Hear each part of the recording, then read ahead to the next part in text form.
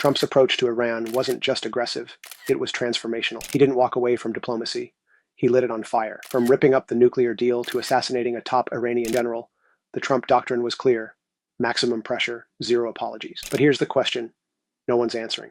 Did it work, or did it make war more likely? Let's unpack what happened, what it means, and where this dangerous dance could go next. In 2018, Trump tore up the Joint Comprehensive Plan of Action, aka the Iran nuclear deal. Critics called it the only thing standing between Iran and a bomb. Trump called it weak, flawed, and, this part matters, not his deal. He believed sanctions would bring Tehran to the table, begging for a new one. But instead of diplomacy, we got defiance. Iran's economy crumbled, inflation skyrocketed. But rather than retreat, Iran recalibrated, and the region got hotter. Then came January 2020. A U.S. drone strike killed Qasem Soleimani, commander of the Quds Force, and arguably Iran's second most powerful man. It was a red line few presidents dared to cross. Trump didn't blink. Iran's response? Missile attacks on U.S. bases in Iraq. No casualties, but a message sent. Loudly. This wasn't Cold War 2.0. This was real-time confrontation, played out in airstrikes and proxies, not press conferences. Here's the thing. This story didn't start with Trump.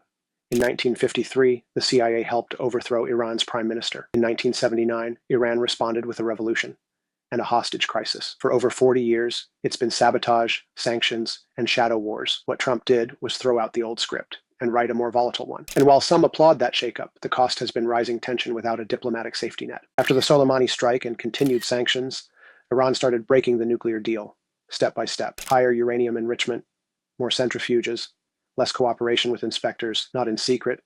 This was strategic defiance. Iran wasn't just reacting, it was signaling. We won't be strangled into surrender. Now, with diplomacy stalled and hardliners gaining ground, the question is whether we're headed toward negotiation or confrontation. Trump's legacy on Iran is still unfolding. Some say he reset the table. Others argue he blew it up. Either way, we're left with a more fragile, unpredictable Middle East and a U.S.-Iran relationship hanging by a thread. So, what happens next? Will Iran push the nuclear envelope? Will the U.S. return to the table or double down on pressure? This isn't just about Trump. This is about the future of diplomacy, deterrence, and how much risk the world is willing to tolerate.